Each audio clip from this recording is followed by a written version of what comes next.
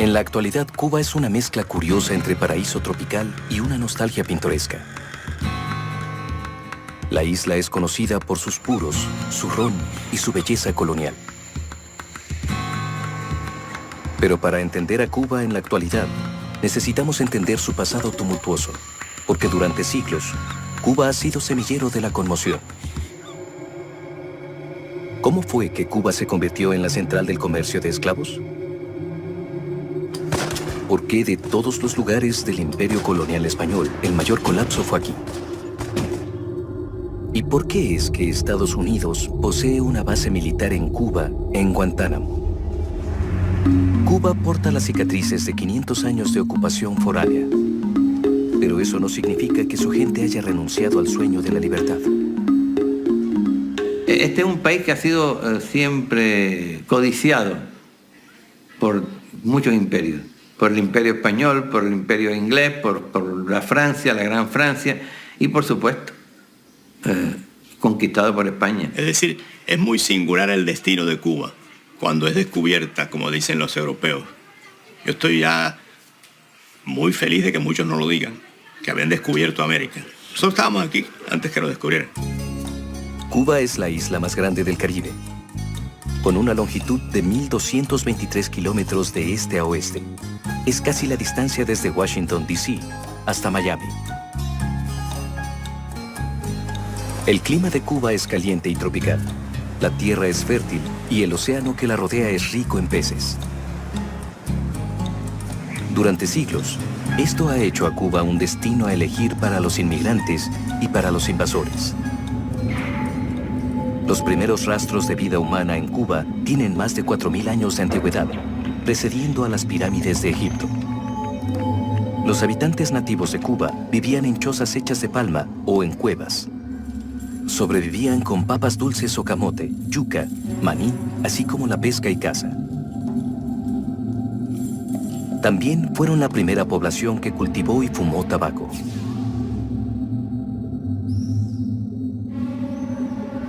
El 28 de octubre de 1492, 3 carabelas aparecieron en el horizonte de Cuba.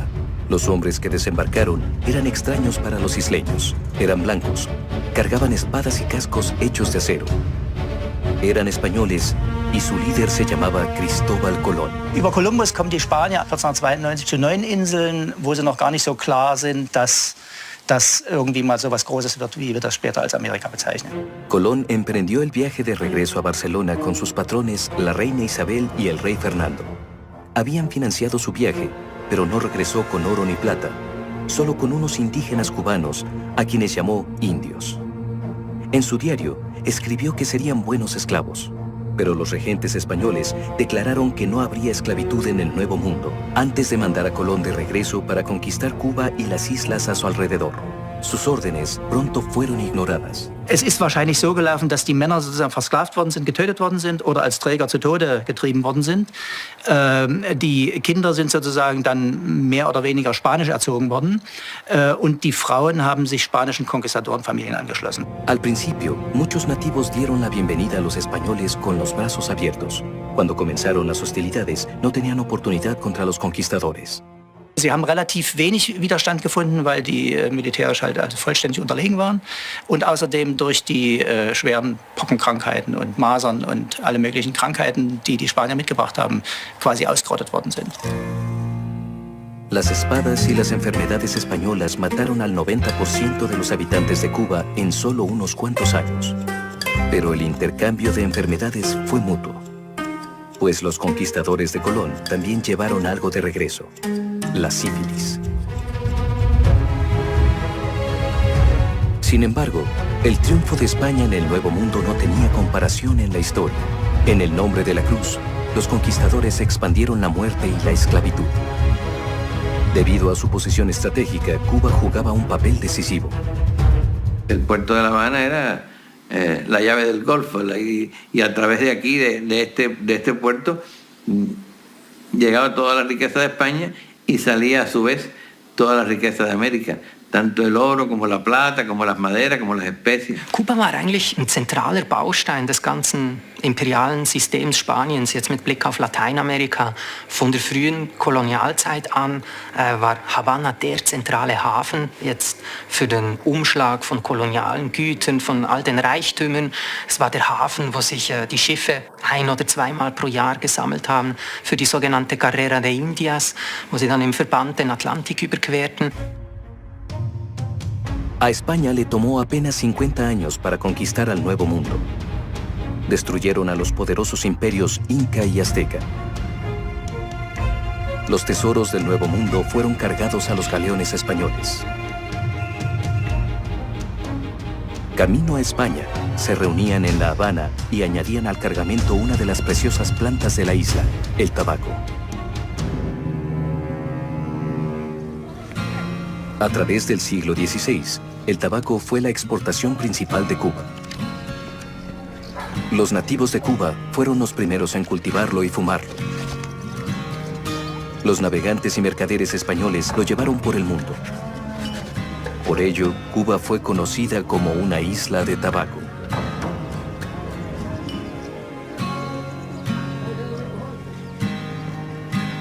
El tabac és una planta molt exigent que necessita d'un camperol molt actiu i molt curós en el seu tracte. És a dir, les fulles de tabac s'han de vigilar perquè només es poden tallar en el moment que estan en la maduració òptima. Per tant, sempre hi van haver esclaus en el tabac, també. Però també hi ha molts camperols independents i petits pagesos. 100 años después de la llegada de Colón, los nativos del Caribe habían sido prácticamente exterminados. Para continuar con la explotación de sus nuevos dominios, España tuvo que importar una nueva fuerza de trabajo. Mercaderes sin escrúpulos encontraron la solución en los mercados de esclavos de África. 12,5 millones de africanos fueron metidos a barcos de esclavos y llevados al Nuevo Mundo. 1,5 millones murieron durante el viaje. La esclavitud llegó a Cuba como llegó a toda América. A Cuba llegaron casi 2 millones de esclavos. Y llegó como un negocio mercantil fabuloso, grande y siniestro. Slavery came to Cuba very early when the Spanish took over, but it didn't develop as a major institution until after 1804, 1805, when Haiti, the sugar mills in Haiti were destroyed. Haití es parte de la isla vecina de Cuba y era colonia francesa desde 1660. Mientras que Cuba dependía del cultivo de tabaco, el cultivo principal de Haití era la caña de azúcar. Con suficiente mano de obra, era un negocio lucrativo. En 1789, 32,000 habitantes blancos vivían en Haití, así como 432,000 esclavos africanos. El 17 de agosto de 1791, los esclavos de Haití se levantaron en armas. Mataron a sus amos y pelearon una guerra sangrienta para ganar su libertad. La industria azucarera de Haití fue destruïda. Això comportarà que el que era el principal productor de sucre del món desapareix durant uns anys, desapareix del tot. I els cubans es troben en condicions òptimes per ocupar l'espai que ocupava abans aquesta colònia francesa. Was man sich auch vor Augen halten muss, ist, dass viele Migranten aus den französischen Kolonien oder aus der französischen Kolonie aus Saint-Domingue nach Kuba übersiedelten und zum einen Kapital und vor allem viel Know-how mitbrachten. Los dueños de las plantaciones de Haití se refugiaron en Cuba y los cubanos los recibieron con los brazos abiertos. Con su ayuda, Cuba pretendía ser la nueva capital de azúcar del Caribe. Pero esto requería más y más esclavos de África. La revolución haitiana, sin embargo, había terminado con la práctica de la esclavitud. Se generalizaba la lucha para abolir la esclavitud. El 1 de agosto de 1834, los británicos declararon que todos los esclavos a través de su imperio ahora eran libres, pero España y Cuba se rehusaron a seguirlos. El negocio del azúcar dependía del trabajo de esclavos. By the middle of the century, 1850, 1860, Spain had developed the sugar industry, and Cuba was the major exporter of sugar. El sucre volia dir pels cubans la necessitat inapel·lable de recórrer mà d'obra esclava. Els esclaus entren a Cuba amb continuïtat fins més o menys als anys 60. La esclavitud fue fundamental en la historia cubana durante muchos siglos. Los censos históricos muestran que los esclavos africanos superaban en número a los colonos españoles, pero nunca con los márgenes que habían hecho posible la revolución de Haití. Actualmente, se estima que un 60% de los cubanos son descendientes de esclavos. Sin el negro cubano no sería Cuba. Sin el africano no tendríamos la literatura que tenemos hoy, no tendríamos la música, no tendríamos las danzas que tenemos hoy y no tendríamos una cosmogonía como la que tenemos hoy los cubanos. Creo que, aunque ese no es el legado mayor, ese no es el legado mayor. El legado mayor que dejaron los africanos aquí fue sudor, sangre, fabricando, creando la nación cubana. Las plantaciones de azúcar de Cuba se expandían a pesar de los impuestos que siempre aumentaban y los aranceles de aduana impuestos por España. Los habitantes blancos en La Habana se hacían ricos. El campo era atormentado por la pobreza. El cliente más grande del azúcar de Cuba era su vecino al norte, Estados Unidos de América. En gran part, la mateixa continuïtat del colonialisme espanyol s'explica perquè és la gran pantalla protectora de tot aquest complex esclavista cubà, i els cubans saben perfectament que si no fos per la protecció espanyola, tot aquest sistema els britànics l'haurien escombrat completament i l'haurien escombrat del tot. Durante 300 años, España gobernó sobre los amplios territorios de las Américas. Fue hasta inicios del siglo XIX que colonia tras colonia comenzó a rebelarse contra España. Fue el comienzo del fin para el Imperio Español. Cuba permaneció fiel debido a la esclavitud. Solo esto les garantizaba las enormes ganancias del azúcar. Also das war, wie soll ich sagen, war auch so eine Art Trumpf in der Hand von Madrid, dass sie immer sagen konnten, wir gucken für Ruhe, damit diese Wirtschaft auch weiter florieren kann. Und dafür haben die Kubaner auch ziemlich viel geschluckt, lange Zeit. Cada vez más España considerará Cuba como una zona prácticamente de explotación para el desarrollo de su capitalismo un tanto retrasado con relación al resto de Europa. Y Cuba será explotada a profundidad por España. De manera similar a Cuba, los estados del sur en Estados Unidos dependían de la esclavitud. Muchos cubanos y muchos sureños querían que Cuba se añadiera a la Unión. Esto protegería la esclavitud en Cuba y agregaría un estado esclavista a más Estados Unidos, dándoles la mayoría en el Congreso. Pero en 1860, Abraham Lincoln, opositor de la esclavitud, fue electo presidente de Estados Unidos. Los estados del sur rápidamente se separaron de la Unión. El presidente Lincoln movilizó al ejército y fue así como comenzó una larga y sangrienta batalla.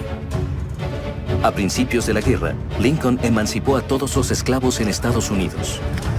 Después de 4 años, el norte prevaleció sobre el sur y la esclavitud fue abolida.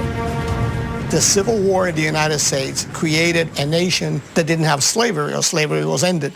So many Cubans saw the possibility of annexing to the United States as not a good possibility. And then they began to think about, well, we have to either reform the relationship with Spain or break completely with Spain. Ya era el siglo XIX cuando Cuba fue dividida a la mitad de forma occidental y oriental. La capital Habana estaba en la parte occidental de la isla. Aquí vivían los mercaderes de origen español y los principales siervos civiles de la isla, las personas que se beneficiaban del comercio de azúcar. Das heißt, wir haben eigentlich 2 getrennte Geschichten. Wir haben die Geschichte einer globalen Stadt, Havanna, und wir haben ein Territorium ringsherum, was, ich sage jetzt ganz vorsichtig, was so vor sich hin dümpelt als Provinz. La historia de Cuba nos dice que siempre las revoluciones se han producido desde el oriente hacia el occidente. Los esclavos de Cuba primero miraban a Haití y ahora a Estados Unidos con esperanza, mientras sus dueños lo hacían con temor. Los antiguos esclavos de Estados Unidos ahora eran libres y con derecho a paga por su trabajo, pero sus condiciones apenas mejoraron. Los dueños de esclavos en Cuba, sin embargo, estaban en problemas. So wie ein Wink der Geschichte, während Jahrzehnten haben die weißen Plantagenbesitzer und die Zuckeraristokratie immer einen Sklavenaufstand befürchtet. Aber dann, eigentlich wie eine Ironie der Geschichte, der erste Aufstand, das ist kein Sklavenaufstand, sondern es sind weiße, kreolische Plantagenbesitzer im Osten der Insel, die den Krieg vom Zaun brechen 1868. La lucha de Cuba por la libertad por siempre será vinculada al nombre de Carlos Manuel de Céspedes. Era dueño de una pequeña plantación de caña de azúcar en el este de Cuba, pero se beneficiaba poco de las ganancias. Según Céspedes, la razón de esto eran los excesivos impuestos y cuotas arancelarias de España. El 10 de octubre de 1868 llamó a todos los cubanos a rebelarse contra España y declaró a la isla un país independiente. Al día siguiente, liberó a todos sus esclavos. Carlos Manuel de Céspedes s'est dit « je libère mes esclaves et c'est ma première armée ». C'est peut-être un peu cynique comme interprétation, mais je la crois vraiment proche de ce qui s'est passé en réalité. En 1868, el ejército español en Cuba era de 7,000 soldados y aumentó a 30,000 con voluntarios cubanos. En su contra estaba Céspedes, sus aliados y sus esclavos liberados. 12,000 hombres en total, casi todos sin experiencia militar. Es handelte sich um einen Guerillakrieg mit sehr mobilen Einheiten auf kubanischer Seite, aber oftmals auch sehr schlecht bewaffneten Einheiten. Manchmal hatten nur wenige ein Gewehr und die meisten nur eine Machete. Un siglo después de la guerra por la independencia de Cuba, se le otorgó a la principal arma cubana un monumento cinematográfico, la película La primera carga al machete, que muestra cómo los esclavos convirtieron esta básica herramienta en un arma formidable. Machete. Bueno, yo sé que nosotros tenemos un arma y que la sabemos usar, y que los españoles lo saben y le temen como el mismo diablo. Pronto terminará ese ridículo y criminal intento al cual han arrastrado por la fuerza varios paisanos. España envió refuerzos. 33,000 soldados adicionales. A pesar de las probabilidades, los rebeldes lograron tomar casi todo el oriente de Cuba en solo unos cuantos meses.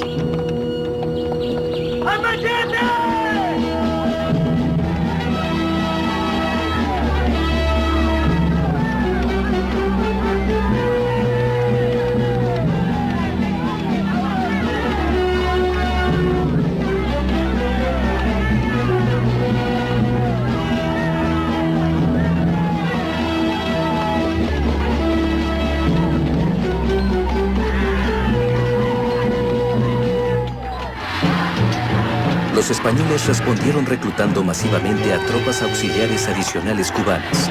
Así, la rebelión de Céspedes se convirtió en guerra civil, ya que los cubanos peleaban contra cubanos por el futuro de su país. Los españoles tenían diferentes estrategias militares que habían traído del mundo europeo, de su psicología, de sus escuelas, de sus conceptos militares, como se hacía la guerra en Europa. Y ellos consideraron, teniendo en cuenta la condición geográfica de Cuba, que es un país alargado y estrecho, que ellos podían dividir la isla. El ejército español construyó un sistema de trincheras y torres de vigilancia a través de Cuba. Su plan era dividir la isla y limitar la guerra a la parte oriental de Cuba. El occidente rico y la capital, La Habana, serían preservados. Esta línea de defensa hizo poco para detener a los rebeldes. Una y otra vez lograban cruzar. Quemaban campos de caña de azúcar y mataban a colaboradores españoles. Pero el terror no hizo más que crear más terror. Poco tiempo después, los españoles comenzaron a ejecutar a rebeldes capturados sin juicio alguno. El 27 de febrero de 1874, Carlos Manuel de Céspedes fue asesinado por una bala española. Privados de su líder, el ejército rebelde se desintegró y se creó una multitud de grupos guerrilleros más pequeños. Los rebeldes ya no podían ganar la guerra, pero tampoco los españoles. Militärisch sind ja diese Kriege praktisch nie zu gewinnen, sondern es braucht politisches Verhandlungsgeschick und das ist es dann eigentlich auch, was nach diesen 10 Jahren zu einem Verhandlungsfrieden führt, 1878. Murieron 100,000 personas, no pudo triunfar, pero cambió el país. A pesar de seguir siendo colonia de España, hubo reformas muy notables, administrativas, municipales, de libertad de expresión, incluso de partido político dentro de la colonia, pero para seguir la colonia. Pero las reformas de España eran tibias y timoratas. Solo los esclavos que pudieron probar haber peleado en la guerra fueron liberados. La abolición total de la esclavitud tendría que esperar 8 largos años más. En aquest període no s'incorporen nous esclaus, però es mantenen els que es tenen en un període transicional en què s'apliquen normes ben conegudes en els processos d'abolició que van fent minvar l'esclavitud. L'esclavitud acaba del tot a l'any 1886. Para muchos rebeldes, las reformas españolas eran insuficientes. Miles fueron exiliados, la mayoría a Estados Unidos. Entre ellos iba un joven periodista y poeta. Durante la guerra fue arrestado por los españoles y condenado al trabajo duro. Su nombre era José Martí.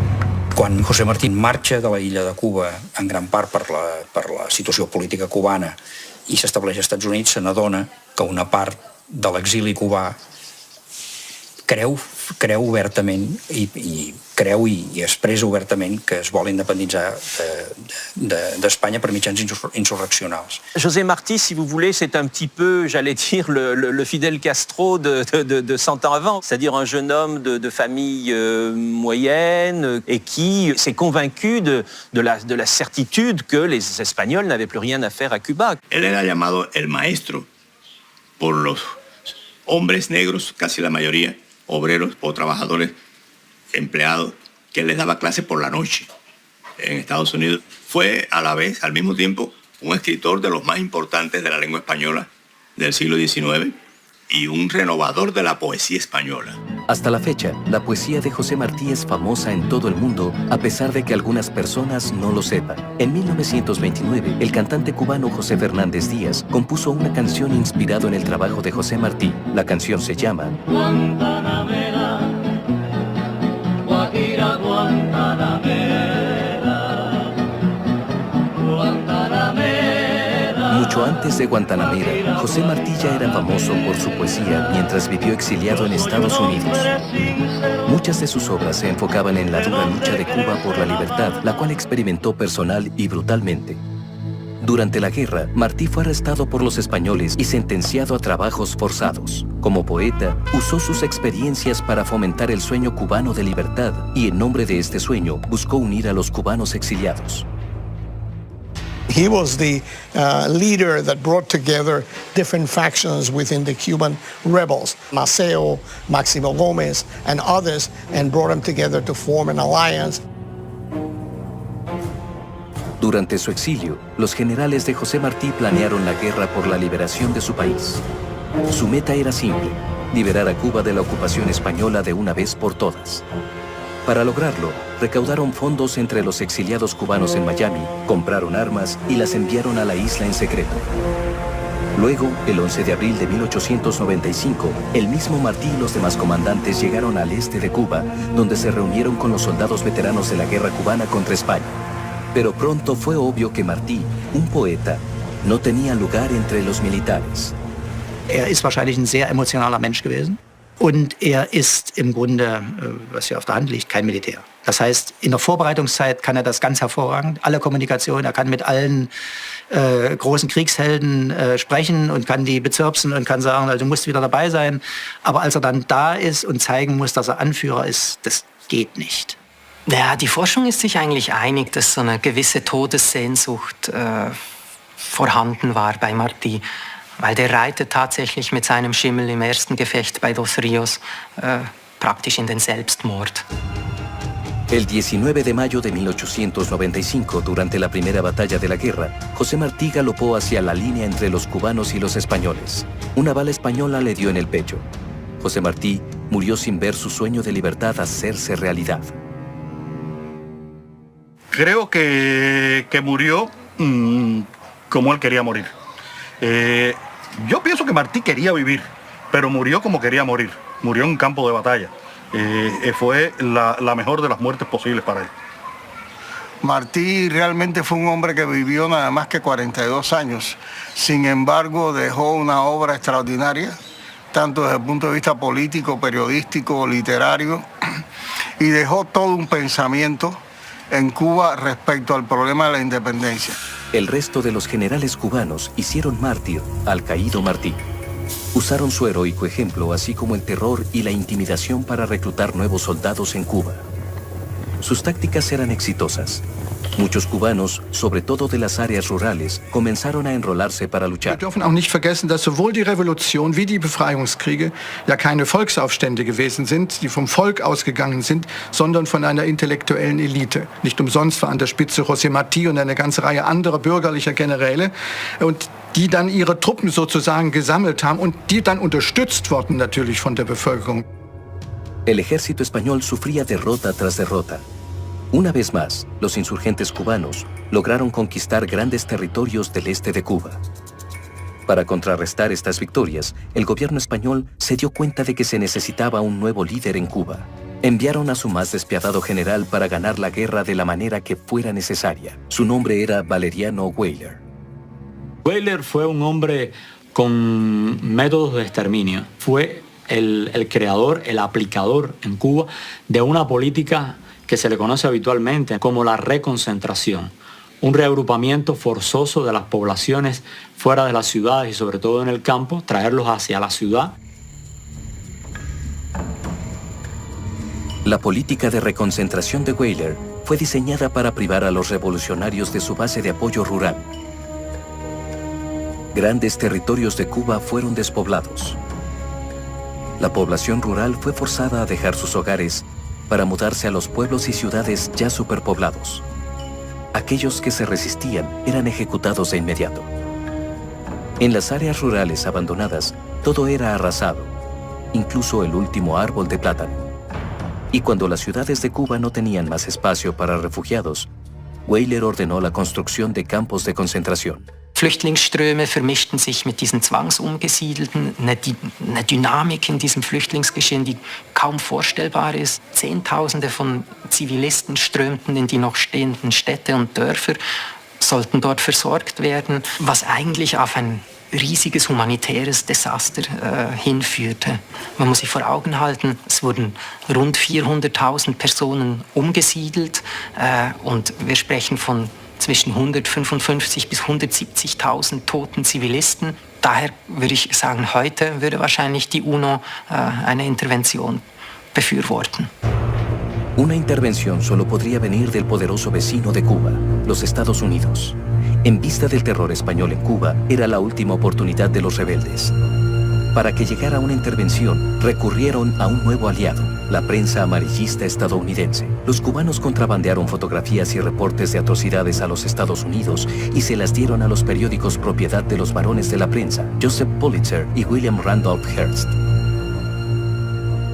Man könnte sagen, dass das einer der ersten modernen Informationskriege war. Die revolutionäre Organisation in den USA haben in unzähligen Veranstaltungen in den ganzen USA auf den Krieg aufmerksam gemacht, haben die Presse mit Informationen gefüttert und dass es da natürlich immer um spanische Gräuel und grandiose revolutionäre Siege ging, versteht sich beinahe von selbst.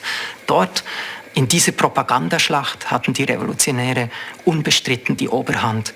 Many newspapers in the United States were against Spanish control of Cuba and began to accelerate the mood of the American people and preparing the mood of the American people for military intervention. El presidente de Estados Unidos, William McKinley, era presionado por la prensa. Muchos americanos exigían una intervención en Cuba, pero McKinley no quería arrastrar a su país a la guerra. En su lugar, envió a España un ultimátum: libera a Cuba o los Estados Unidos empezará a vender armas modernas a los rebeldes. Como muestra de poder, McKinley envió uno de los barcos más modernos de la Marina de Estados Unidos a La Habana en enero de 1898. El USS Maine solo tenía 3 años y sus formidables armas de 25 centímetros tenían un alcance de 18.000 metros.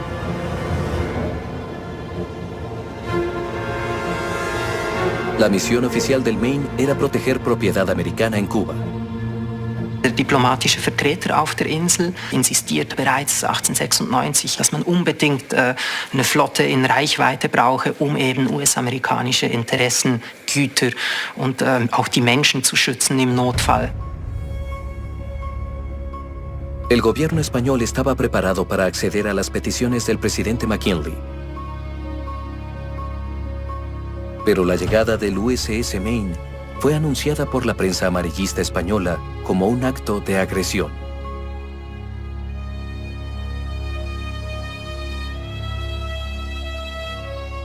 La proximité déjà fait qu'on peut imaginer une visite de courtoisie, mais on peut aussi éventuellement imaginer une visite de reconnaissance. En tout cas, rien d'hostile officiellement. Eran las 9:40 p.m., la noche del 15 de febrero de 1898. El USS Maine estaba anclado en la bahía de La Habana. La mayoría de los 355 marineros y oficiales estadounidenses a bordo estaban dormidos cuando sucedió lo inimaginable.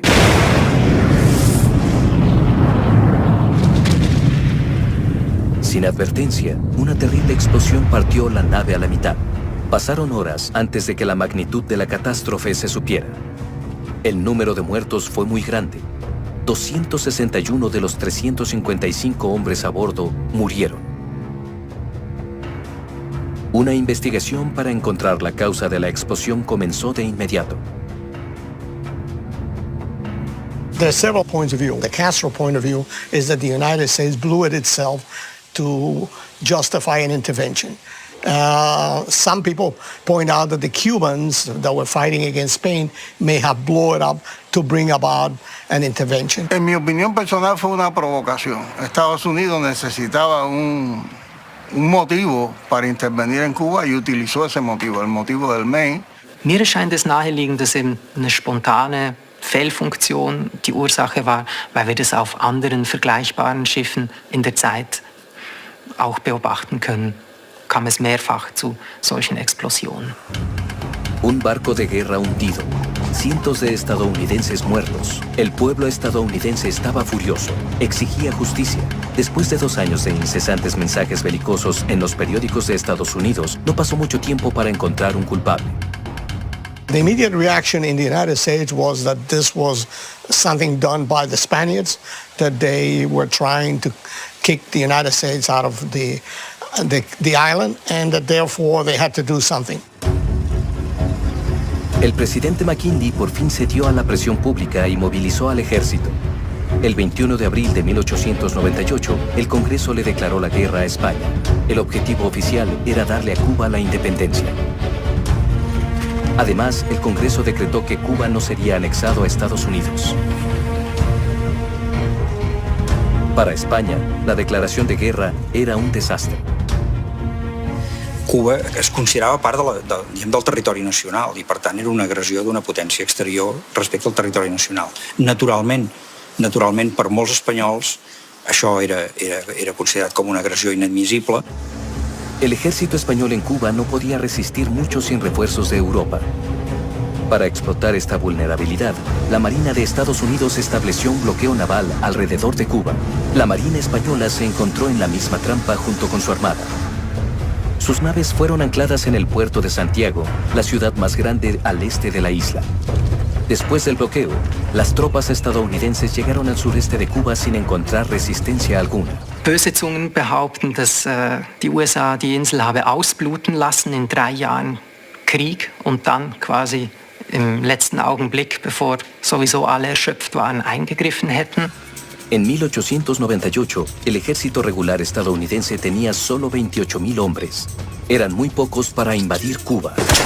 Para reforzar sus números, se reclutaron unidades de voluntarios. La más famosa de estas fue conocida como los Rough Riders y eran comandados por Theodore Roosevelt. Roosevelt era el secretario de Marina. Ahora se había unido a la causa de la liberación cubana. En junio de 1898, los Rough Riders fueron protagonistas de uno de los primeros filmes del cinematógrafo pionero Thomas Edison. Das muss also in den USA damals sehr, sehr hip gewesen sein, sich sozusagen als echter Mann dafür zu melden. Und dann hat sich Teddy, der ja an und für sich von den körperlichen Voraussetzungen her nicht ganz so doll war, hat sich eben dann als großer Jäger dafür auch gemeldet. Roosevelt et ses Rough Riders sont envoyés à Cuba dans le cadre de la guerre que l'Amérique déclare tout à fait officiellement à l'Espagne en avril 1898. Los Rough Riders llegaron a Cuba el 23 de junio de 1898. Su primera misión era tomar el baluarte español de Santiago. El ejército español había tomado posiciones fuertes fuera de la ciudad. Con la batalla en plena acción, Theodore Roosevelt, comandando a los Rough Riders, ordenó a sus hombres avanzar por las colinas que rodeaban Santiago. Las bajas en ambos ejércitos fueron tremendas, pero al final los Estados Unidos ganaron.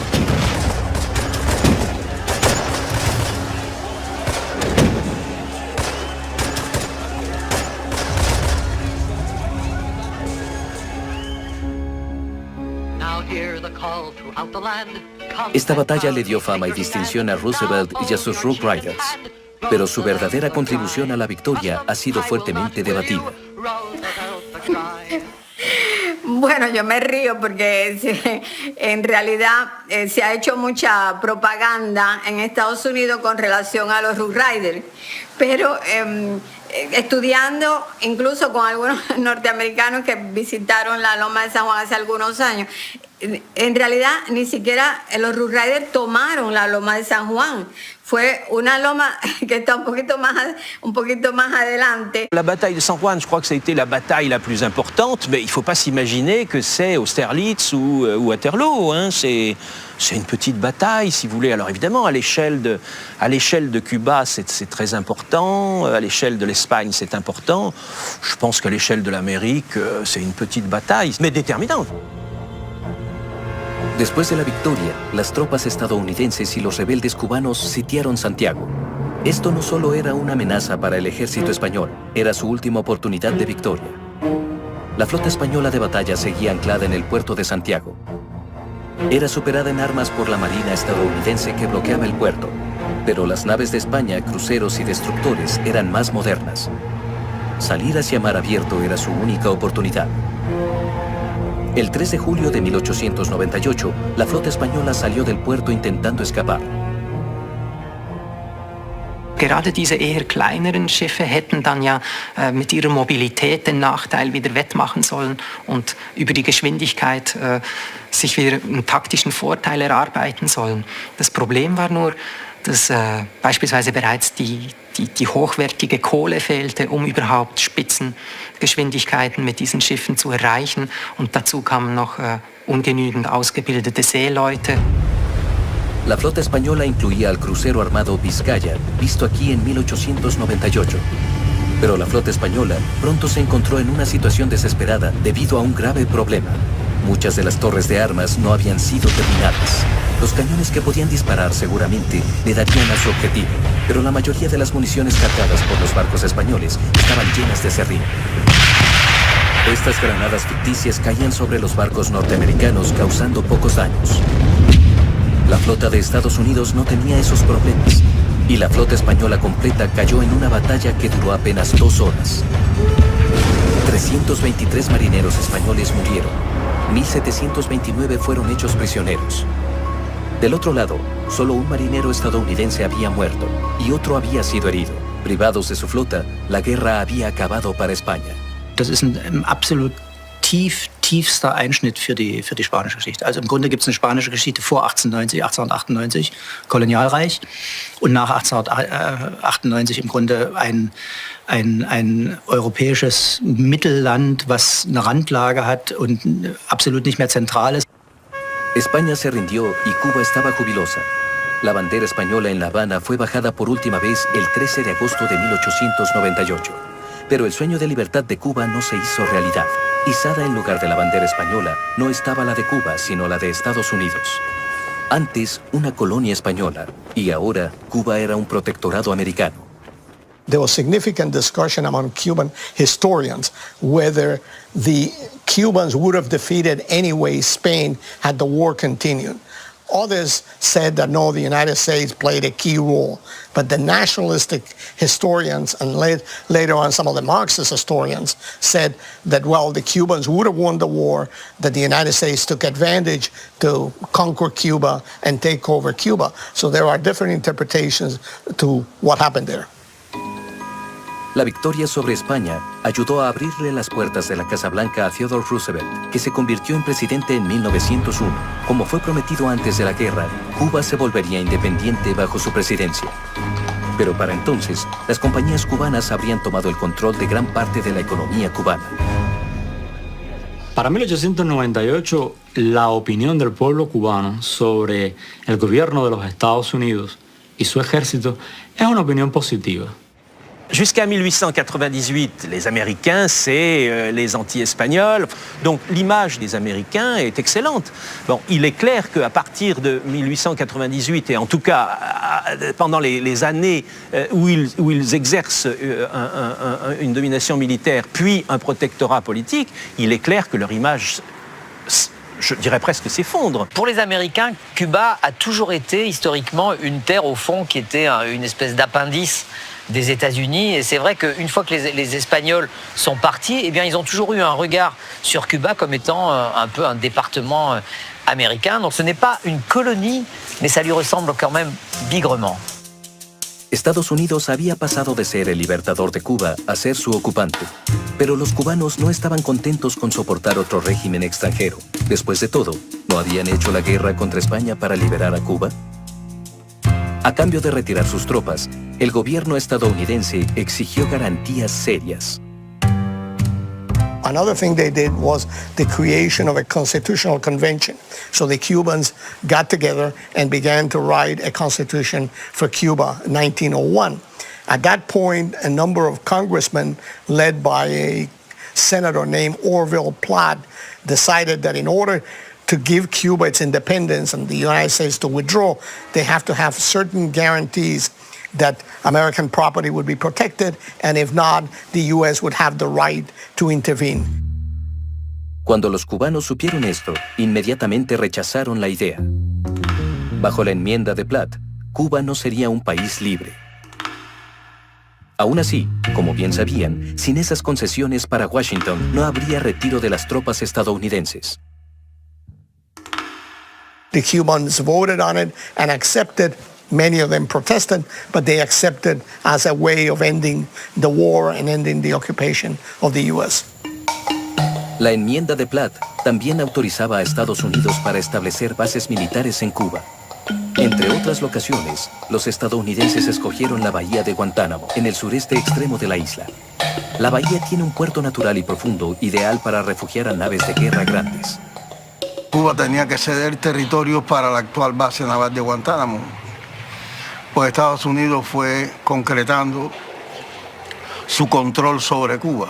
Ya desde el siglo XVIII, las potencias que están interesadas en el control del Caribe por el área de interés para la comunicación con el resto de América, tenían sus intereses puestos en Guantánamo.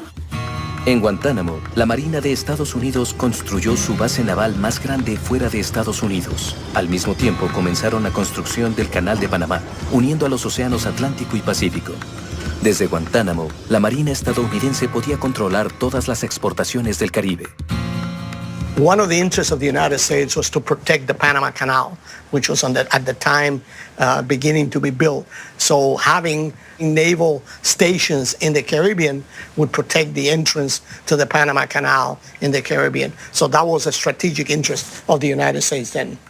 Estados Unidos rentó de Cuba la base de la bahía de Guantánamo de manera perpetua desde 1903 por una renta anual de $4,085. La base por sí sola es enorme y contiene muchas opciones para los marineros, como el único McDonald's en Cuba. Pero internacionalmente Guantánamo fue tristemente conocida por sus campos penitenciarios y los abusos a los derechos humanos ahí cometidos. Entonces, como ahora, la situación de Guantánamo es un punto álgido en la tensión entre Estados Unidos y Cuba.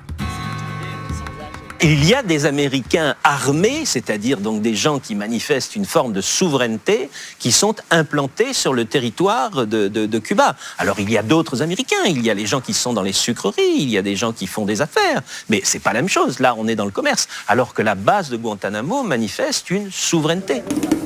En 1901, el presidente Theodore Roosevelt autorizó las elecciones en Cuba. El 31 de diciembre de 1901, los cubanos pudieron votar por su presidente por primera vez. Pero en señal de protesta en contra de Estados Unidos, el candidato más prometedor, un general de las guerras de independencia, retiró su candidatura. El único candidato que quedaba era Tomás Estrada Palma, un cubano que vivía en exilio en Estados Unidos. Tomás Estrada Palma had lived most of his time in the United States. He was a teacher in Philadelphia, didn't participate actively in the war. Sin oposición alguna, la victoria de Estrada Palma era inevitable. Casi 3/4 partes de los cubanos votaron por él, pero los otros votos eran blancos o inválidos. A través de su comandante militar en Cuba, el presidente Roosevelt mandó sus felicitaciones. Tomás Estrada Palma, à mes yeux, est l'un de ces présidents qui ont été, en somme, ne disons pas installés par les États-Unis, puisque la Constitution prévoit une représentation parlementaire, etc. Mais il est clair que c'est le premier président de Cuba sous l'amendement Platt. Con Estrada y sus sucesores, Cuba permaneció en gran medida bajo la influencia estadounidense. En homenaje a las víctimas del USS Maine, un monumento fue erigido sobre el centro de La Habana. Un águila americana para cuidar a Cuba.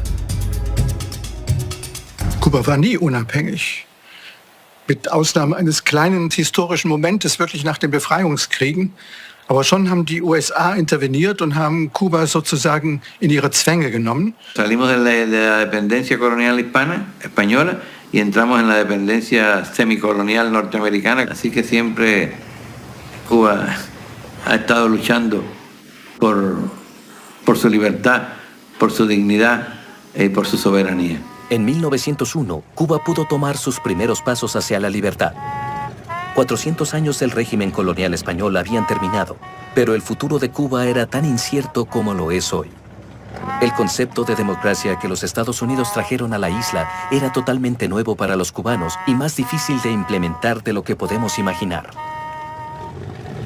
Y si Cuba comenzara a flaquear, los soldados estadounidenses estarían listos para apoderarse de la isla otra vez. Entonces, desde los tiempos de Pulitzer y Hearst, desde el desastre del USS Maine, la guerra hispanoamericana y la ocupación estadounidense, las relaciones entre Estados Unidos y Cuba nunca han estado libres de tensión.